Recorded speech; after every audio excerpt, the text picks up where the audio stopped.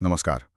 आज हम भारतीय संविधान की दो बेहद अहम और हाँ, कभी-कभी विवादास्पद शक्तियों पर एक विस्तृत पड़ताल करेंगे। नमस्कार। ये है आपातकाल लगाने की शक्ति और संविधान में बदलाव मतलब संशोधन करने की शक्ति। बिल्कुल। और ये ऐसे पहलू हैं जो सीधे तौर पर देश के संघीय ढांचे, शासन प्रणाली और हाँ, नागरिकों के अधिकारों को प्रभावित करते हैं। सही कहा। हमारे सामने कुछ नोट्स और दस्तावेज हैं जो इन कह सकते हैं जटिल विषयों के मुख्य बिंदुओं को समेटे हुए हैं। तो हमारा मकसद है इन स्रोतों से सबसे जरूरी जानकारी निकालना और ये समझना कि ये प्रावधान असल में काम कैसे करते हैं, क्यों बनाए गए और इनका वास्तविक प्रभाव क्या रहा है। बिल्कुल।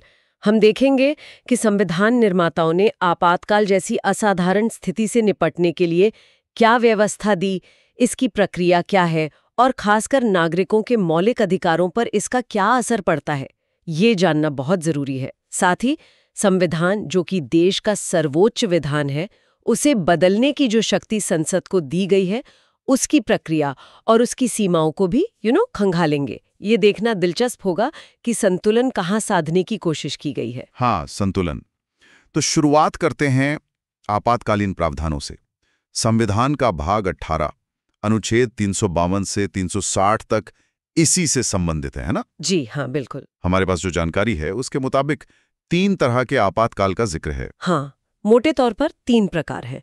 पहला और शायद सबसे ज्यादा चर्चित है राष्ट्रीय आपातकाल। ये है अनुच्छेद 352 के तहत। अच्छा। ये युद्ध, बाहरी आक्रमण या सशस्त्र विद्रोह की स्थिति में लगाया जा सकता है। दूसरा है राज्यों में संवैधानिक तंत्र की विफलता पर लगने वाला राष्ट्रपति शासन, मतलब अनुच्छेद 356।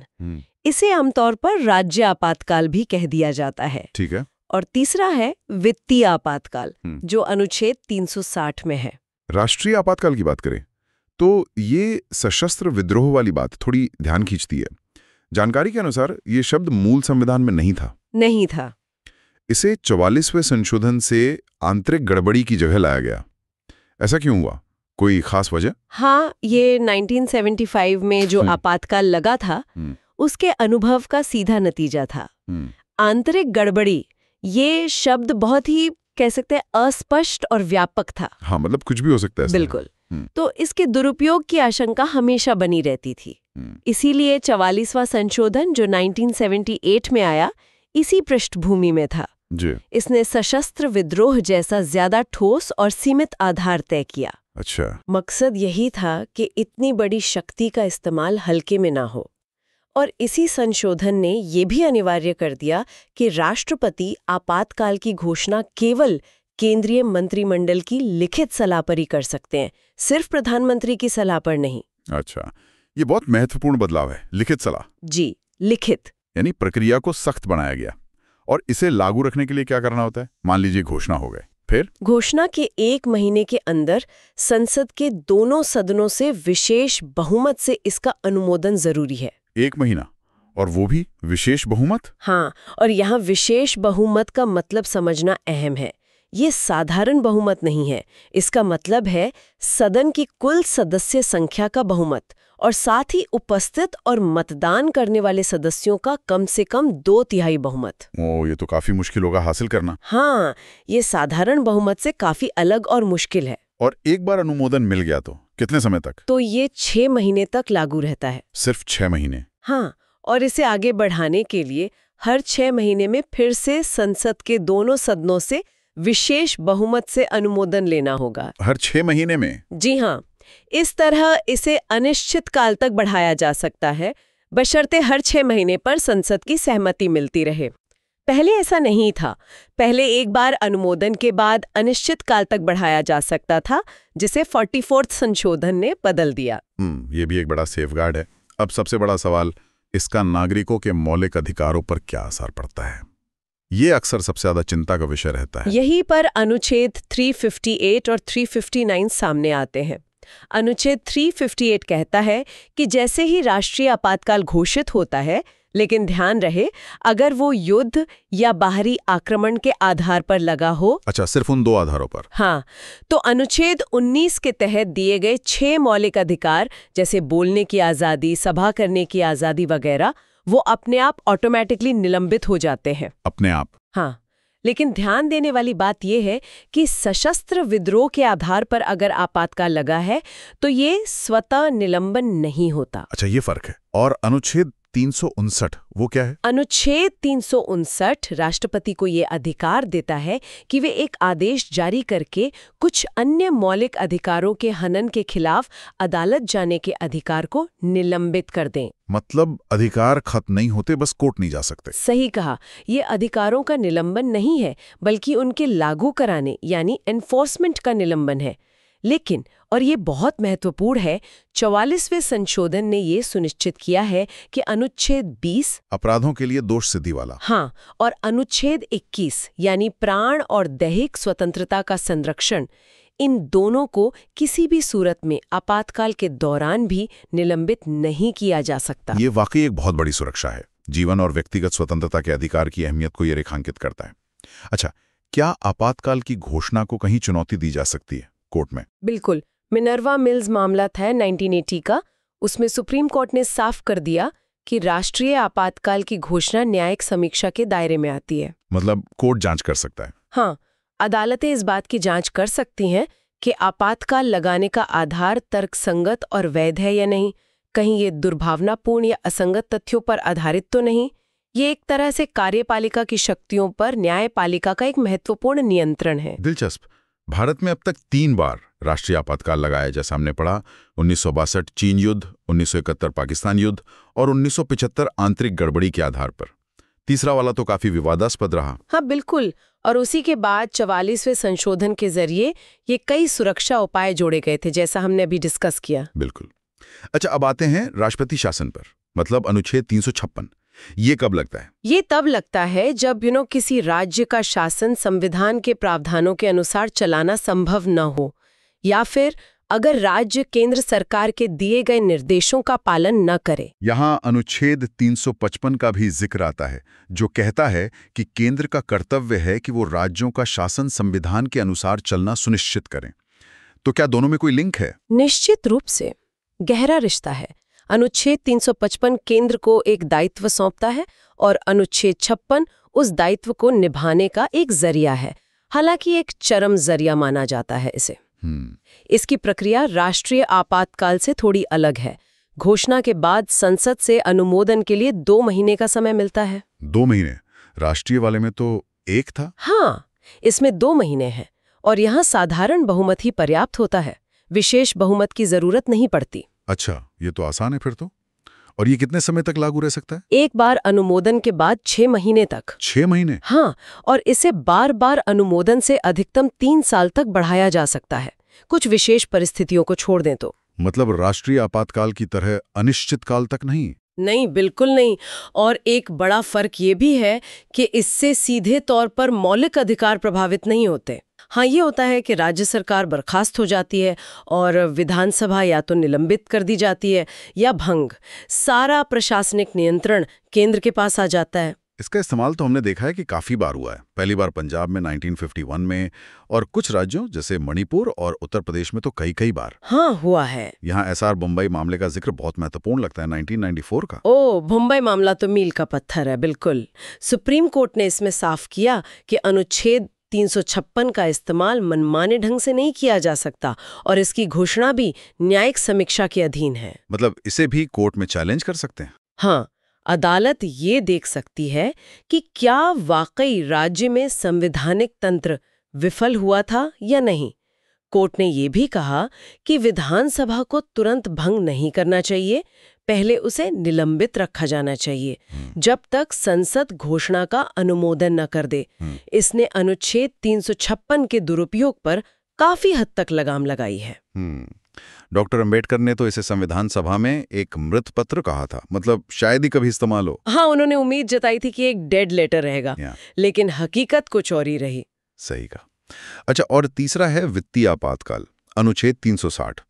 ये कब लग सकता है? ये तब लग सकता है जब राष्ट्रपति को ऐसा लगे कि भारत या उसके किसी हिस्से की वित्तीय स्थिरता या साख, मतलब फाइनेंशियल स्टेबिलिटी या क्रेडिट, खतरे में है। इसकी प्रक्रिया क्या है? इसकी प्रक्रिया भी राष्ट्रपति शासन जैसी ही है। 2 महीने में संसद से साधारण बहुमत से अनुमोदन चाहिए। और अवधि? एक बार अनुमोदित होने पर ये अनिश्चित काल तक लागू रह सकता है, जब तक इसे वापस न लिया जाए। इसमें कोई अधिकतम सीमा नहीं है। और इसके परिणाम क्या होते हैं? इसके तहत केंद्र राज्यों के कर्मचारियों, यहाँ तक कि सुप्रीम कोर्ट और हाई कोर्ट के जजों के वेतन भत्तों में भी कटौती करने का निर्देश दे सकता है। वित्तीय अनुशासन के लिए कड़े कदम उठाए जा सकते हैं। क्या ये कभी लगा है भारत में? सौभाग्य से आज तक इसकी जरूरत नहीं पड़ी है। चलिए, ये अच्छी बात है। तो ये थे आपातकाल के प्रावधान। एक तरफ देश की एकता, अखंडता और सुरक्षा बनाए रखने की जरूरत है, तो दूसरी तरफ शक्तियों के दुरुपयोग का खतरा और नागरिकों के अधिकार।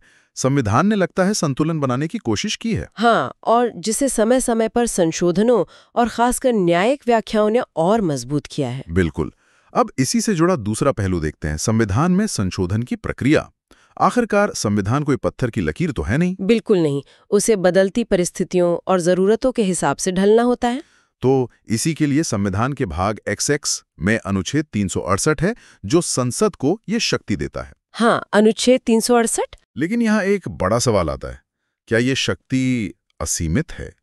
हमारे नोट्स में केशवानंद भारती मामले का जिक्र है, 1973 का, और मूल ढांचे का सिद्धांत। ये क्या चीज है? ये, जैसा आपने कहा, भारतीय संवैधानिक इतिहास का शायद सबसे महत्वपूर्ण फैसला माना जाता है, Keshavananda Bharati case. Supreme Court ने इसमें कहा कि हाँ, संसद अनुच्छेद 368 के तहत संविधान में संशोधन तो कर सकती है, लेकिन वो संविधान के मूल ढांचे या बुनियादी विशेषताओं को, जिसे अंग्रेजी में बेसिक स्ट्रक्चर कहते हैं, उसे नष्ट या परिवर्तित नहीं कर सकती। अच्छा, मूल ढांचा। पर ये है क्या? क्या इसकी कोई लिस्ट है? देखिए, कोर्ट ने कोई निश्चित लिस्ट नहीं दी है, लेकिन समय समय पर अपने फैसलों में बताया है कि क्या क्या मूल ढांचे में आता है, जैसे लोकतंत्र, पंथ निरपेक्षता, शक्तियों का पृथक्करण मतलब सेपरेशन ऑफ पावर्स, न्यायिक समीक्षा की शक्ति, विधि का शासन यानी रूल ऑफ लॉ, संसदीय प्रणाली, स्वतंत्र और निष्पक्ष चुनाव, ये सब। तो ये एक तरह से संविधान की आत्मा है, उसकी पहचान है, जिसे बदला नहीं जा सकता।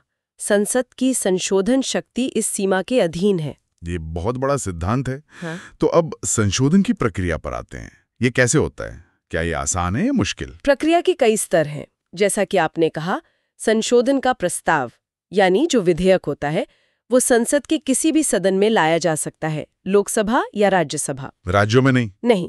राज्यों की विधानसभाओं में संशोधन विधेयक पेश नहीं हो सकता, और इसे कोई मंत्री भी ला सकता है या कोई प्राइवेट मेंबर, मतलब गैर सरकारी सदस्य भी। राष्ट्रपति की पूर्व अनुमति चाहिए होती है? नहीं, इसके लिए राष्ट्रपति की पूर्व अनुमति की जरूरत नहीं होती। और पास कैसे होता है? सबसे अहम बात यह है कि विधेयक को दोनों सदनों से अलग अलग विशेष बहुमत से पारित होना अनिवार्य है। वही वाला विशेष बहुमत जो राष्ट्रीय आपातकाल के अनुमोदन के लिए चाहिए था। हाँ, बिल्कुल वही सदन की कुल सदस्य संख्या का बहुमत और उपस्थित व मतदान करने वालों का कम से कम 2/3 बहुमत दोनों सदनों से अलग अलग पास होना जरूरी है।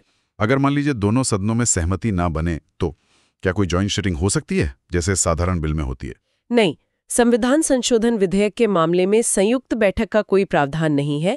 अगर एक सदन पास कर दे और दूसरा ना करे, या उसमें कुछ ऐसे बदलाव कर दें जो पहले सदन को मंजूर ना हो, तो वो विधेयक वहीं खत्म हो जाता है। अच्छा, तो दोनों सदनों की सहमति जरूरी है, वो भी विशेष बहुमत से? जी हाँ। और जब दोनों सदनों से पारित हो जाए, तब राष्ट्रपति की क्या भूमिका है? क्या वो मना कर सकते हैं? यहाँ एक और दिलचस्प बात है। 24वां संशोधन हुआ था 1971 में। उसके बाद से राष्ट्रपति के लिए संविधान संशोधन विधेयक पर अपनी सहमति देना अनिवार्य कर दिया गया है। अनिवार्य मतलब वो वीटो नहीं कर सकते? बिल्कुल, वे न तो इसे रोक कर रख सकते हैं, न ही पुनर्विचार के लिए संसद को वापस भेज सकते हैं। उन्हें सहमति देनी ही होगी। यानी संशोधन विधेयकों पर उनके पास कोई वीटो पावर नहीं है। हमारे पास जो जानकारी है उसके अनुसार संशोधन के 3 तरीके बताए जाते हैं। क्या सही है? देखिए, तकनीकी रूप से अनुच्छेद 368 खुद 2 मुख्य तरीकों का जिक्र करता है। अच्छा, सिर्फ 2? हाँ, अनुच्छेद 368 के तहत पहला जो हमने अभी डिस्कस किया, संसद का विशेष बहुमत। संविधान के ज्यादातर हिस्से इसी तरीके से बदले जाते हैं, जैसे मौलिक अधिकार हैं या राज्य के नीति निर्देशक तत्व DSP है। ठीक है। और दूसरा तरीका? दूसरा तरीका इससे भी ज्यादा सख्त है। इसमें संसद के विशेष बहुमत के साथ साथ कम से कम आधे राज्यों की विधानसभाओं से भी साधारण बहुमत द्वारा उस संशोधन का अनुसमर्थन मतलब रैटिफिकेशन जरूरी होता है। आधे राज्यों की सहमति भी? ये कब जरूरी होता है? ये प्रक्रिया तब अपनाई जाती है जब संशोधन का असर देश के संघीय ढांचे मतलब फेडरल स्ट्रक्चर पर पड़ रहा हो। संघीय ढांचे से जुड़े मुद्दे कौन से हुए? कुछ उदाहरण। हाँ, जैसे राष्ट्रपति के चुनाव की प्रक्रिया में कोई बदलाव करना हो, या केंद्र और राज्यों की कार्यकारी या विधायी शक्तियों के बंटवारे में कोई बदलाव हो, सुप्रीम कोर्ट या हाई कोर्ट की शक्तियों से जुड़ा कोई मामला हो, संसद में राज्यों का प्रतिनिधित्व कैसे होगा इसमें बदलाव हो, या फिर खुद अनुच्छेद 368 जिसमें संशोधन की प्रक्रिया दी है उसमें ही कोई बदलाव करना हो। अच्छा, मतलब जो चीजें केंद्र राज्य संबंधों को प्रभावित करती हैं। बिल्कुल, इन मामलों में राज्यों की सहमति जरूरी है, क्योंकि ये सिर्फ केंद्र का मामला नहीं है, राज्यों का भी है। समझ गया। और वो तीसरा तरीका जो कहा जाता है, साधारण बहुमत वाला। हाँ, तीसरा तरीका असल में अनुच्छेद 368 के दायरे से बाहर है। संविधान के कुछ प्रावधान ऐसे हैं जिन्हें संसद साधारण बहुमत से ही बदल सकती है, ठीक वैसे ही जैसे कोई साधारण कानून पास किया जाता है। जैसे उदाहरण के लिए नए राज्यों का निर्माण करना या मौजूदा राज्यों की सीमाएं बदलना, उनके नाम बदलना, ये सब अनुच्छेद 3 के तहत होता है। या नागरिकता से जुड़े नियम तय करना, संसद की गणपूर्ति कोरम तय करना, वगैरह वगैरह। तो इन्हें तकनीकी रूप से संविधान संशोधन नहीं माना जाता। हाँ, अनुच्छेद 4 खुद कहता है कि अनुच्छेद 2 और 3 के तहत किए गए बदलाव अनुच्छेद 368 के तहत संशोधन नहीं माने जाएंगे। मतलब इनके लिए विशेष बहुमत या राज्यों की सहमति की जरूरत नहीं है। तो ये प्रक्रिया वाकई दिलचस्प है। न तो ब्रिटेन की तरह एकदम लचीली है जहां संसद साधारण बहुमत से कुछ भी बदल सकती है, हाँ, और न ही अमेरिका की तरफ बेहद कठोर जहां संशोधन करना बहुत मुश्किल है। बिल्कुल। इसीलिए केसी वेयर जैसे जो विद्वान हैं, उन्होंने कहा है कि ये कठोरता और लचीलेपन का एक अनूठा मिश्रण है। भारत ने बीच का रास्ता अपनाया है। ग्रैनविल ऑस्टिन ने तो इसे भारतीय संविधान के सबसे कामयाब और कुशलता से तैयार किए गए पहलुओं में से एक माना है। ये दिखाता है कि निर्माता चाहते थे कि संविधान स्थायी भी रहे लेकिन समय के साथ विकसित भी हो सके। और हाल के वर्षों में भी हमने कई महत्वपूर्ण संशोधन देखे हैं। हाँ, बिल्कुल। जैसे 101वां संशोधन जिसे जीएसटी आया, 103वां आर्थिक रूप से पिछड़ों के लिए आरक्षण, 104वां जिससे लोकसभा और विधानसभाओं से एंग्लो इंडियन मनोनयन खत्म हुआ, 105वां जो राज्यों को एसईबीसी लिस्ट बनाने की शक्ति वापस देता है, और हाल ही में 106वां महिलाओं के लिए लोकसभा और विधानसभाओं में 1/3 आरक्षण का प्रावधान। ये सब इसी प्रक्रिया की देन है। बिल्कुल, ये तो बड़े नीतिगत बदलाव हैं जो संशोधन से होते हैं। लेकिन संसद रोजमर्रा के सरकारी कामकाज, खासकर वित्तीय मामलों पर कैसे नजर रखती है? हमारे नोट्स में संसदीय समितियों का भी जिक्र है, खासकर 3 वित्तीय समितियां, लोक लेखा समिति, प्राक्कलन समिति और सार्वजनिक उपक्रम समिति। इनकी क्या भूमिका है संक्षेप में? हाँ, ये समितियां बेहद महत्वपूर्ण हैं। इन्हें अक्सर मिनी संसद भी कहा जाता है, क्योंकि ये संसद की ओर से सरकार के कामकाज, खास तौर पर उसके खर्चों की गहन जांच पड़ताल करती हैं। अच्छा। लोक लेखा समिति यानी पैक, जो सबसे पुरानी है, 1921 से चली आ रही है। इसका मुख्य काम है नियंत्रक एवं महालेखा परीक्षक मतलब सीएजी की रिपोर्टों की जांच करना। ये देखती है कि सरकारी पैसा सही तरीके से नियमों के अनुसार खर्च हुआ या नहीं, कहीं कोई फिजूल खर्ची या अनियमितता तो नहीं हुई। इसमें कौन लोग होते हैं? इसमें लोकसभा से 15 और राज्यसभा से 7 सदस्य होते हैं, कुल 22। इनका चुनाव हर साल होता है। और प्राक्कलन समिति? Estimates committee. प्राक्कलन समिति जैसा नाम से ही जाहिर है, ये बजट में जो अनुमान लगाए जाते हैं उनकी जांच करती है और ये सुझाव देती है कि कैसे सरकारी खर्चों में किफायत बरती जा सकती है, मतलब इकोनॉमी कैसे लाई जा सकती है प्रशासन में। इसकी खास बात क्या है? इसकी खास बात यह है कि इसके सभी 30 सदस्य सिर्फ लोकसभा से होते हैं, राज्यसभा का इसमें प्रतिनिधित्व नहीं होता। अच्छा, और तीसरी सार्वजनिक उपक्रम समिति, कमिटी ऑन पब्लिक अंडरटेकिंग्स। ये समिति सरकारी कंपनियों यानी पब्लिक सेक्टर अंडरटेकिंग्स पीएसयूज के कामकाज, उनके खातों और सीएजी की उनसे संबंधित रिपोर्टों की जांच करती है, देखती है कि वो कंपनियां कुशलता से और व्यावसायिक सिद्धांतों के अनुसार चल रही हैं या नहीं। इसमें भी दोनों सदनों से सदस्य होते हैं? हाँ, इसमें भी पीएससी की तरह लोकसभा से 15 और राज्यसभा से 7, कुल 22 सदस्य होते हैं। और इन तीनों समितियों का कार्यकाल सामान्यतः 1 वर्ष का होता है और एक बहुत महत्वपूर्ण बात यह है कि कोई भी मंत्री इन समितियों का सदस्य नहीं हो सकता। क्यों?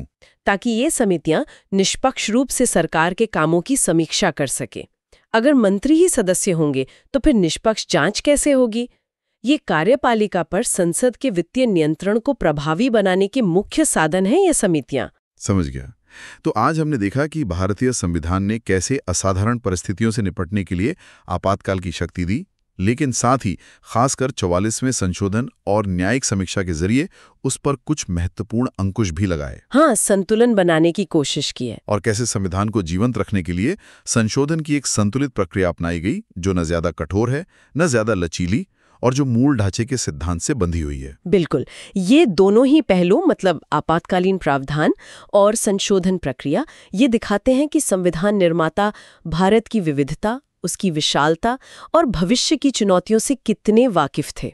उन्होंने स्थिरता और लचीलेपन के बीच एक गहरा प्रयास किया है। आपातकालीन प्रावधान जहां राष्ट्र की सुरक्षा और एकता को प्राथमिकता देते नजर आते हैं, वहीं संशोधन प्रक्रिया राष्ट्र की बदलती आकांक्षाओं और जरूरतों को समायोजित करने का मार्ग प्रशस्त करती है। और संसदीय समितियां वो रोजमर्रा के शासन में एक तरह की जवाबदेही सुनिश्चित करने का प्रयास करती हैं। आज की इस चर्चा से एक विचार मन में आता है, क्या ये जो संतुलन साधने की कोशिश की गई है आपातकालीन शक्तियों और संवैधानिक संशोधन की प्रक्रिया के बीच, क्या ये असल में भारत जैसे जटिल और विविधतापूर्ण लोकतंत्र को चलाने की जो निरंतर चुनौती है, उसी का प्रतिबिंब है?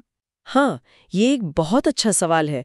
और इसी से जुड़ा एक और सवाल शायद ये उठता है कि मूल ढांचे की अवधारणा और न्यायिक समीक्षा की शक्ति को देखते हुए संविधान बदलने की संसद की शक्ति वास्तव में कितनी संप्रभु है?